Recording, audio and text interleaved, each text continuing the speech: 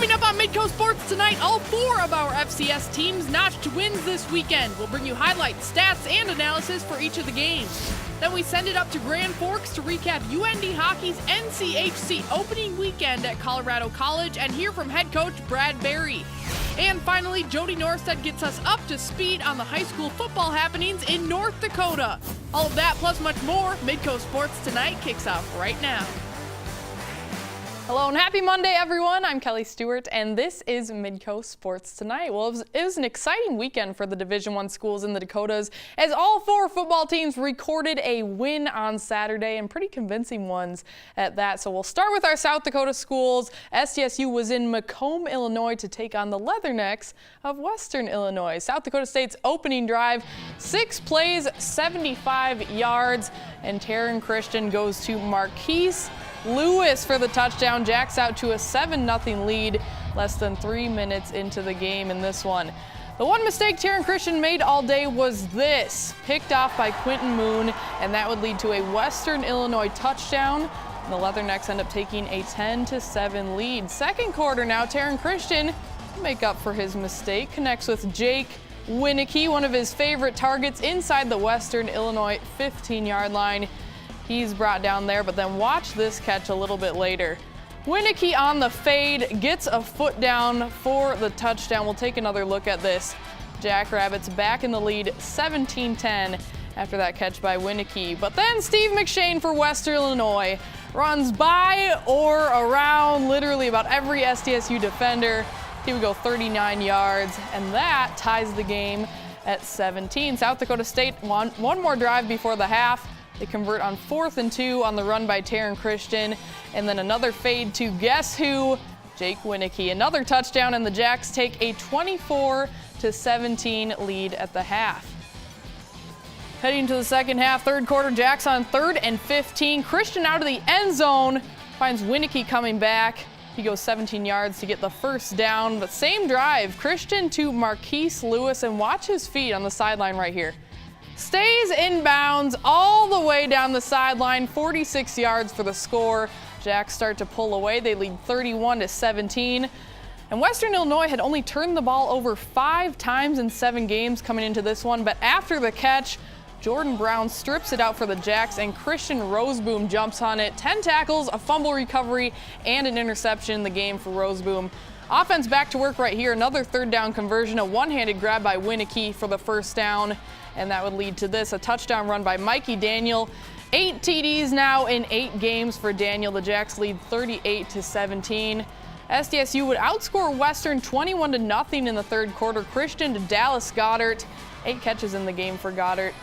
And also someone with 8 catches, Jake Winicky. 3 of them for touchdowns, no surprise there. Jacks lead 45-17, and they win this one 52-24. Taryn Christian with over 400 total yards and 6 total touchdowns. Jake Winicky now with 11 touchdown catches this season, 54 in his career. That is now 3rd all-time in the FCS. Jacks are 6-2 on the season, 3-2 in the Missouri Valley Football Conference. Complete game, and a lot of guys stepped up.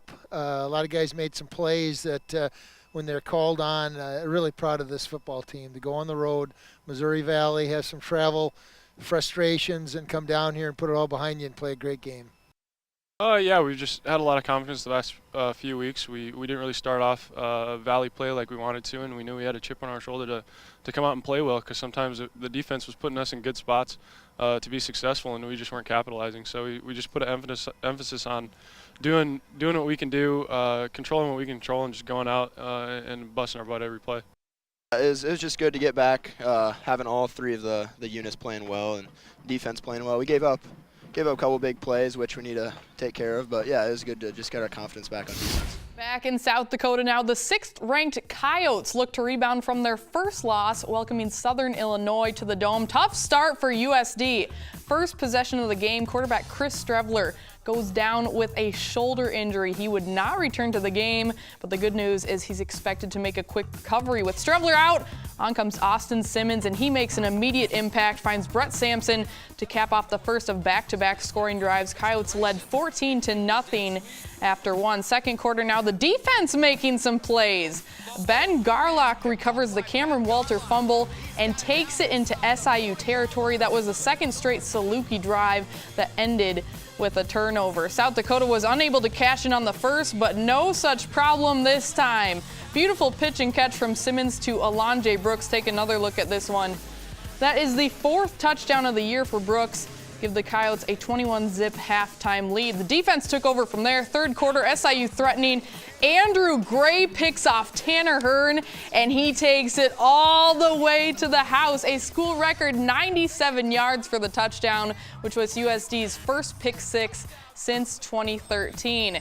They wouldn't have to wait anywhere near as long for the next one. Fourth quarter, Mike Johnson steps in front of another Hearn pass. They won't catch him either. South Dakota forced a total of 5 turnovers on the day, and they notched their first ever shutout of a Valley opponent, 42-0 over Southern Illinois. The Salukis actually outgained South Dakota 402 yards to 280 for the day and 292 to 86 in the second half, but it didn't matter. Austin Simmons and the offense did enough to get the job done, but it was the defense that made its biggest statement of the season. We all knew that we had to step up and elevate our game. Super proud of the guys that stepped in. They played hard, they played pretty good, and collectively we just all put in a better effort. It took me a sec to kind of get in the flow of the game and everything, but I try to approach each week like I could be playing with that mindset. So it didn't really come as too much of a shock for me. So I just tried to step in, do my best, help the offense move the ball, and help our team win. Everybody talks about 7 wins being such a magic number, and it's don't get me wrong. I mean, it certainly was a huge game, but and I think from a football standpoint, our guys realize that 7 wins is 7 wins. I mean, we've got goals that as a football team that are higher, and the game at Northern Iowa is going to play a big role in our being in a position to achieve all those goals. When we come back, highlights from our North Dakota FCS games, UND at Portland State and UNI at SDSU. You're watching Midco Sports Tonight. Midco Sports Tonight, presented by Avera Orthopedics.